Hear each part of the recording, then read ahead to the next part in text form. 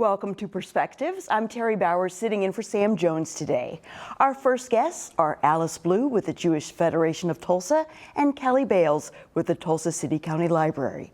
The library has been selected to host Americans and the Holocaust, a traveling exhibition from the U.S. Holocaust Memorial Museum.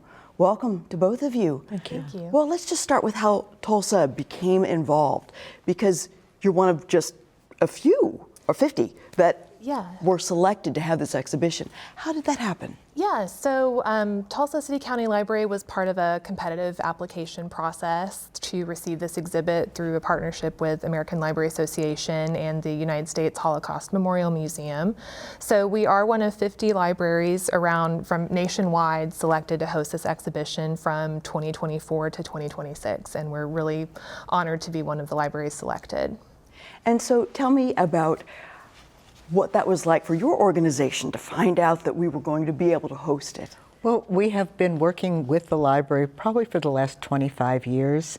The library has been instrumental in terms of helping us with publicity, and we were asked to write a letter of recommendation for this exhibit. So when they got it, we got it. So it was a joint celebration. So we've got it. What is it all about? Tell us how it addresses history regarding Americans and what happened during World War II. Yes, absolutely. So this exhibit is based on a permanent exhibition that is at the United States Holocaust Memorial Museum in Washington, D.C. And it really examines the motives, pressures, and fears that shaped how Americans responded to Nazism, war, and genocide in Europe during the 30s and 40s. Really provides a window onto the time period and what sources of information and factors influenced American responses. Alice, why is it important to look at the response from the 30s and 40s still today? Because I think we constantly need to repeat the same lessons over and over. It is very easy for us to see that something is going on and not address it, or to basically say, oh, it's so sad that that's happening. But it takes a society to stand up and do more so that we make sure that things don't repeat. That's why this is our 28th year of doing our Yom HaShoah commemoration. Things are a lot different now than they were in the 1930s and 40s. Mm-hmm. It took a lot more time for information to travel. Now everyone has a way to document something on a phone in their pocket. But is it really that different? I'll let you answer. I think that, that's a positive and a negative. We have so much information coming at us that it's hard sometimes to figure out exactly what we should be doing about it, what we're hearing, what it means, how do we deal with it as individuals. So it is, yes, we are much more informed, and that can be a good thing. But then what? And so that's where libraries and special exhibits come in. So tell us what people will experience when they come to visit. Yeah, so the exhibit will be at Central Library in downtown Tulsa, April 14th through May 20th.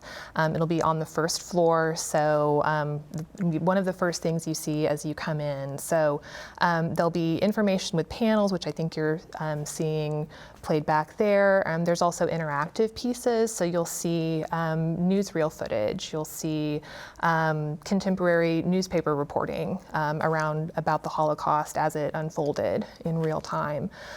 You'll see timelines and public opinion polls that were taken by Americans, showing what people knew at the time, and then how they reacted and responded to information that they had access to. So this is more than a history lesson. It's really delving into how we absorb information and then react to it. What do you think people will be most surprised by when they come to visit?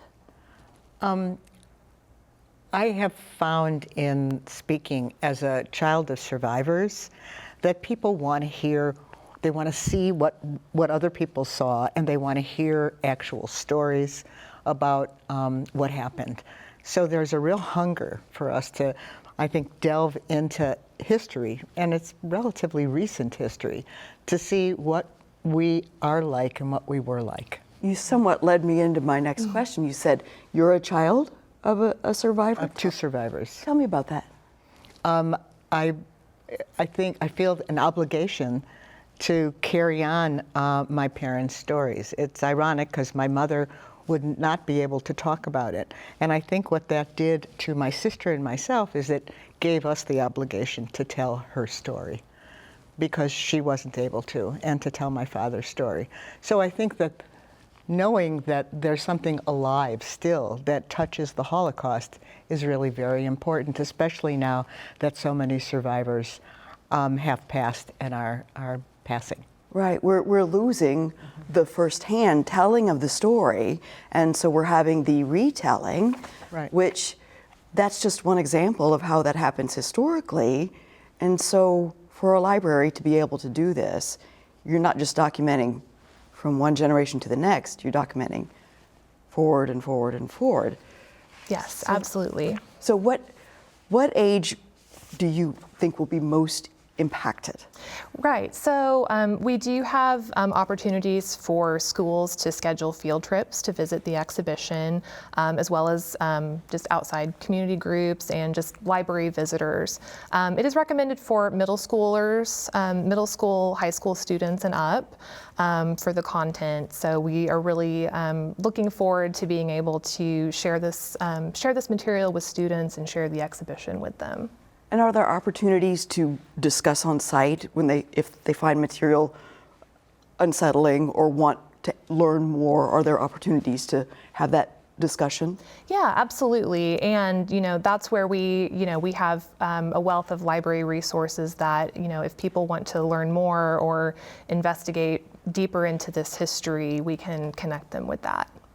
And it is upsetting for people to see it. So I asked you this to a degree, but I'll ask it a little more directly. Why is looking at actual history so important, even if it isn't pleasant? It's the unpleasant history that we learn the most from. We have an obligation as citizens to really be responsible for the things that we do as a nation, for the postures that we take as leaders, that we owe something to each other. And that's a lesson that is ancient, and it's a lesson for today. And it isn't always global. It can be just neighbor to neighbor. Right. To be kind to one another. Do you believe people will come away from this exhibition with a different perspective if perhaps they walked in unsure?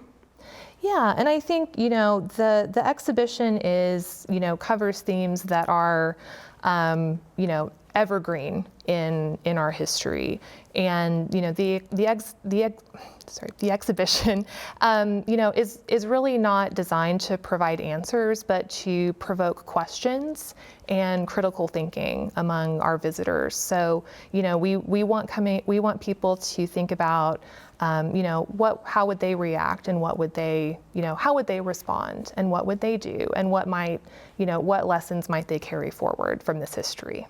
And I'm sure you've worked without educational efforts throughout what the library's done and your partnership. What do you think people will come away with most? I think they'll come away with questions. And I think that's so healthy and so good. And I admire the library for being able to put this on, and for the museum to be able to share their treasure trove of information. Absolutely. Well, thank you both for coming in. And again, it opens. Exhibition is a difficult word. The exhibit opens when? April 14th, and that is also the same night as the Yom HaShoah Interfaith Holocaust Commemoration. And that will be at 7 o'clock on April 14th, tomorrow, at Congregation B'nai Emunah at 17th and South Peoria, 7 p.m. The speaker will be the same historian that helped Ken Burns put together America and the Holocaust. So we're really looking forward. Wonderful. Thank you both for being here, and best of luck with having a great turnout for the event and the entire exhibition. Thank you, Thank Terry. you. And we will be back with more right after this.